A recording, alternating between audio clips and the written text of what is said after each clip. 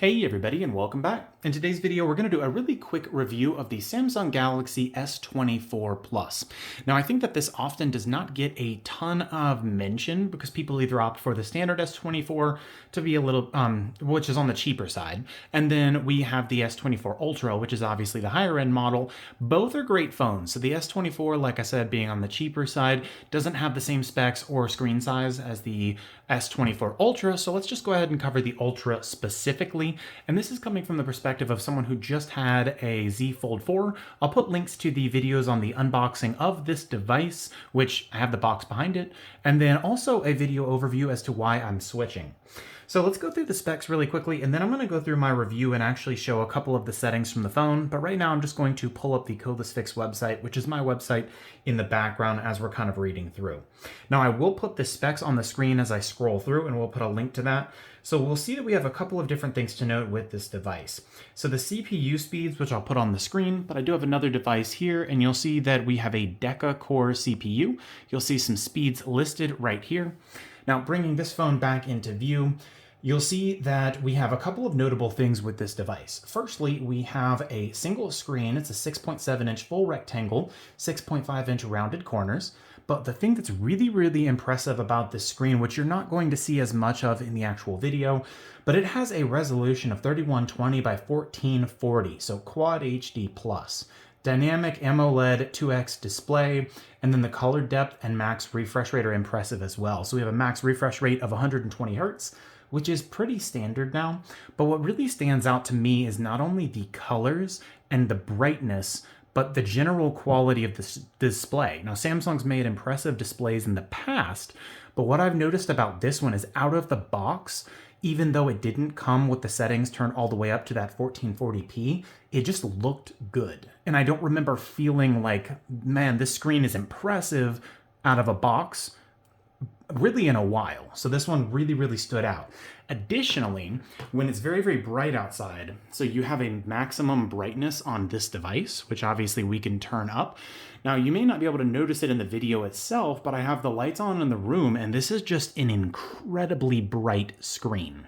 So you can set the automatic brightness, and what I noticed is when I was outside, when it was really bright, I could still see this very vividly without any issues.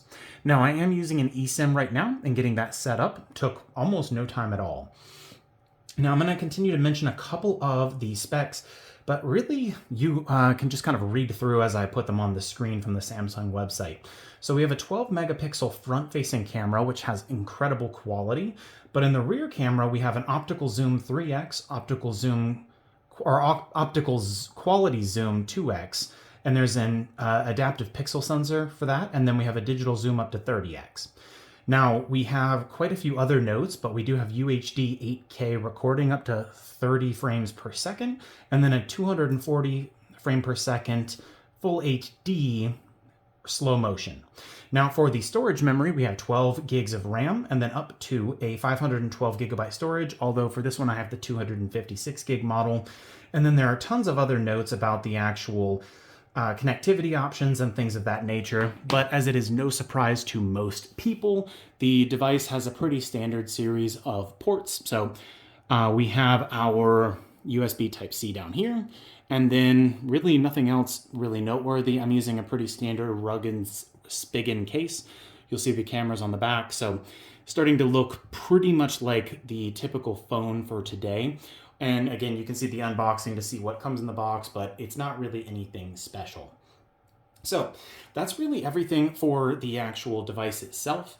So again, the main things to note are just the overall quality of the screen. Now, I am going to go ahead and bring this up very quickly. So these are the display settings. Out of the box, there's not too much that's been done to it. So the screen resolution here, you'll see that we have FHD+. I'm pretty sure this is what was set by default, but there is a QHD option for that full 3120 by 1440 that you can use. Now, I found this screen resolution to be amazing, but I think that there are a couple of things that people may not notice when using this device to take full advantage of it. And the main thing is, depending on your carrier and your settings, your videos and other things may not actually be the full 1440p resolution. And that won't be because of the phone, it's because of the settings for the video and streaming services. So you may want to take a quick note of that.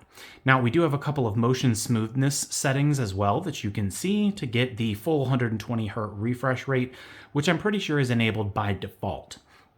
So all things considered, everything's working as expected, and I've already gone through the actual specifics of the specs, which again, were on the screen, and I'll put links to in the description.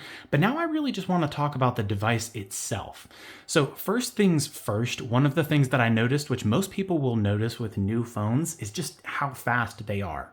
The Z Fold 4 that I had was not old by any means. I got it when it was originally available for pre-order, and I had it for about a year and a half.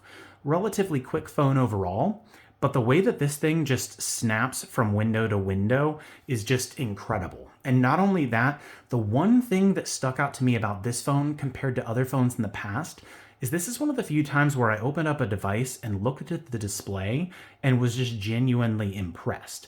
It's not just the way that the colors are displayed, but also the capability of the brightness and just how the screen works. When you're outside in really bright lights, it's capable of turning that brightness on the screen up to a point where it's actually not only usable, but enjoyable. So I've been able to use this outside without any issues, and I don't think I can say that for most of the phones I've had in the past. Additionally, the quality of the display just seems to be really far ahead of some of the other phones I've used in the past. And the reason I'm highlighting it so much is the last couple of phones that I've had, I don't remember opening it and thinking, wow, this display is incredible. Normally you expect an improvement, but this one feels like it's a genuine and really big move forward. So first thing I guess I would highlight about this device, I don't know with a lot of devices, like if you had the S23 Plus, I don't think it would be worth it necessarily to upgrade to the S24. But if you're more than a generation behind, I would definitely say that it's probably going to be worth it to make that transition. So overall, everything's been working very well for the device. The battery life is incredible. I was able to use it all day without any issues at all, and really everything's been working as expected. So I would love to know your thoughts on the device. Let me know what you think in the comment box below, and I'll see you all in the next video.